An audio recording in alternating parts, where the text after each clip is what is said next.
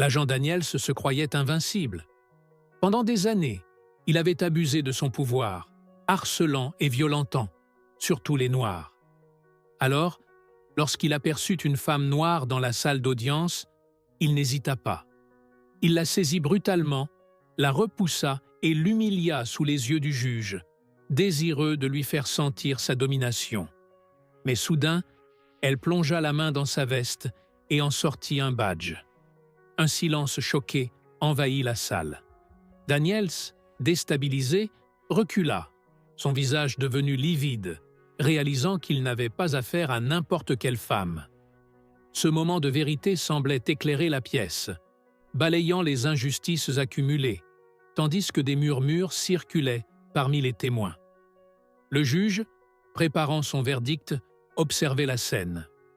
L'officier Daniels, toujours en uniforme, était implacable sous l'éclat des néons, pensant qu'il avait gagné grâce à son autorité, bâtie sur les témoignages de nombreuses arrestations, particulièrement celles des Noirs, dans une ville où de telles pratiques étaient monnaie courante.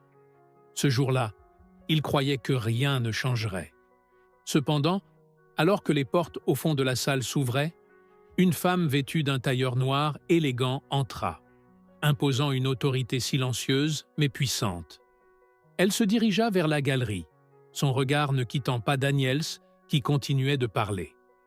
Dès qu'il la remarqua, il la regarda avec mépris et agacement. Peu après, une autre femme noire, probablement une parente d'une victime espérant un changement, se leva. Daniels plissa les yeux, sentant une certaine assurance émaner d'elle, ce qui le déstabilisa.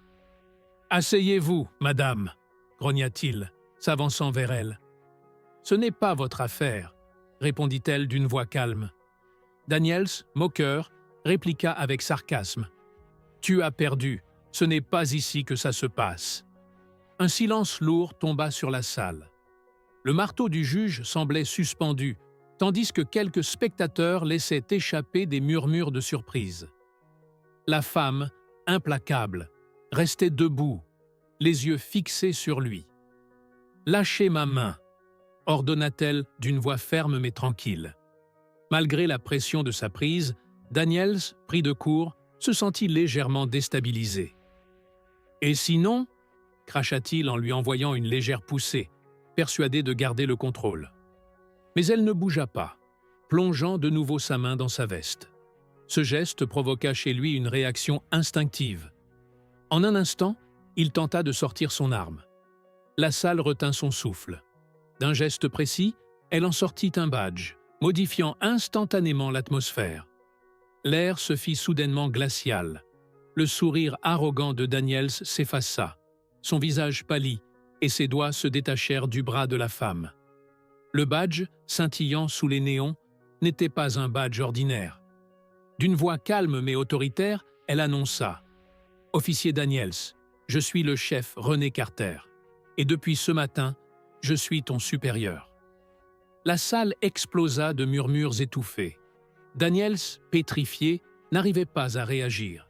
Il se rendait compte que ses abus et son arrogance l'avaient mené à sa chute.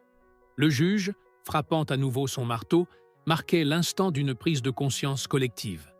La réalité de l'instant brisait tout ce que Daniels croyait acquis. Alors qu'il se battait pour comprendre ce qui venait de se produire, son pouvoir semblait s'évanouir sous ses yeux. « Chef » répondit-elle en se tenant droite, son badge brillant sous la lumière. Daniels, tremblant de rage, essayait de retrouver son aplomb, tandis que le juge, visiblement affecté, frappait une nouvelle fois. « Silence dans la salle » ordonna-t-il, bien qu'il ne pût masquer son trouble. « Votre honneur » intervint René d'une voix calme. « Je sollicite une discussion privée concernant la conduite de l'officier Daniels, et ce, non seulement aujourd'hui, mais aussi tout au long de sa carrière. Cela me semble pertinent pour cette procédure. » Le juge hésita avant de donner son consentement. Pendant la suspension de l'audience, la tension était palpable. René lança un dernier regard perçant à Daniels, qui se sentait accablé par la perte de son pouvoir et la honte qui en découlait. Retour en arrière. Le parcours de René Carter n'a pas toujours porté ce badge. Issue d'un quartier où le système avait abandonné ses habitants, elle avait été témoin dès son enfance de la dure réalité d'un système inique.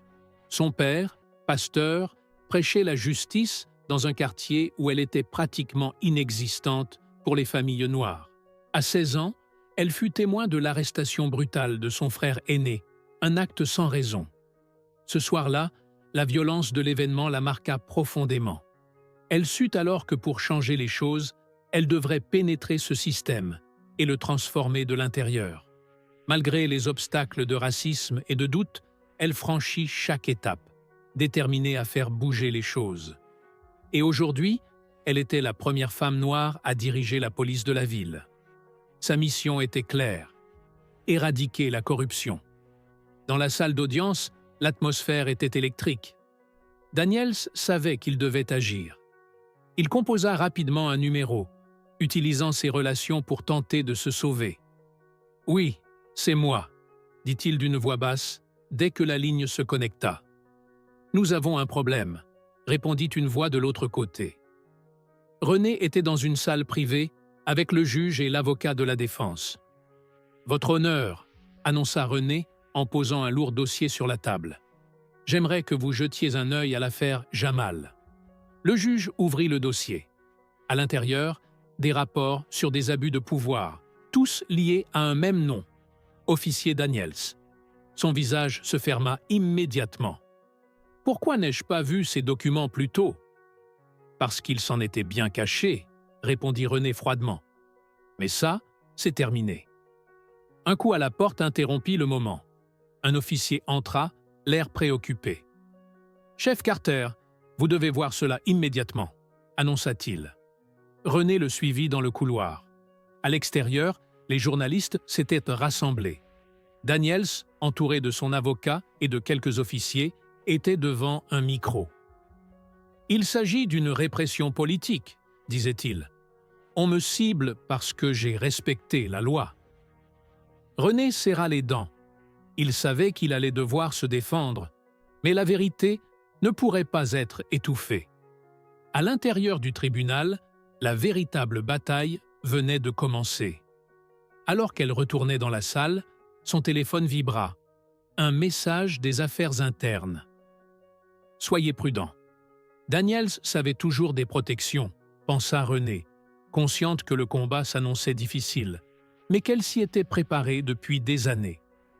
Le juge reprit l'audience, le regard oscillant en direction de Daniels. « Chef Carter, j'ai examiné les documents que vous avez fournis. Ce sont des allégations graves, » déclara-t-il. Daniels s'adossa à sa chaise, les bras croisés, reprenant son air arrogant. « Ce ne sont que des accusations, » répliqua-t-il. René Carter, fidèle à sa réputation de dirigeante implacable et déterminée, ne se laissa pas intimider par les airs arrogants de Daniels. Elle se leva lentement, s'approchant du banc des accusés avec calme et assurance. Le silence régnait dans la salle, et tous les regards étaient tournés vers elle. « Officier Daniels, » commença-t-elle d'une voix glaciale, « vous pouvez continuer à jouer la victime. Mais sachez que nous avons désormais toutes les preuves nécessaires pour mettre fin à vos agissements. » Le regard de Daniels se durcit, mais il savait que l'étau se resserrait autour de lui. Un agent de la justice ne pouvait pas se soustraire indéfiniment à la vérité. Le juge, encore sous le choc des révélations, donna l'ordre d'interrompre l'audience pour poursuivre l'enquête. En dehors de la salle, le tumulte s'intensifia. Daniels tenta de s'échapper par une sortie discrète, mais il fut rapidement intercepté par des agents des affaires internes. L'un d'eux lui remit un document. « C'est fini, Daniels. Vous êtes suspendu de vos fonctions et une enquête criminelle est ouverte contre vous, » déclara l'agent. Il savait qu'il ne pourrait plus se cacher. Ses actions avaient laissé une trace irréparable. La vérité, bien qu'exposée trop tard pour certaines victimes, allait enfin permettre de remettre en cause un système de corruption qui semblait invincible. René se tenait dans l'ombre, observant la scène, mais elle savait que ce n'était que le début. Sa mission allait bien au-delà de ce moment. La justice devait encore être restaurée et, dans cette ville marquée par l'injustice, sa présence était désormais le symbole d'un changement inévitable. Le tribunal avait repris, et le juge, visiblement plus résolu, annonça les prochaines étapes de l'enquête. Daniels, autrefois si sûr de son pouvoir, était désormais réduit à l'ombre de son ancien moi, ses actions condamnées à la lumière du jour. Dans un coin de la salle, les victimes, qui avaient longtemps cru que justice ne serait jamais rendue, se laissèrent aller à un soupir de soulagement. Enfin, le silence qui suivit était lourd de sens et la promesse d'un avenir plus juste commença à se dessiner. René, son regard déterminé posé sur la scène, savait que son travail ne faisait que commencer.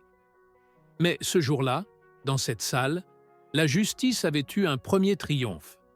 Avant de partir, dites-nous d'où vous regardez cette vidéo dans les commentaires.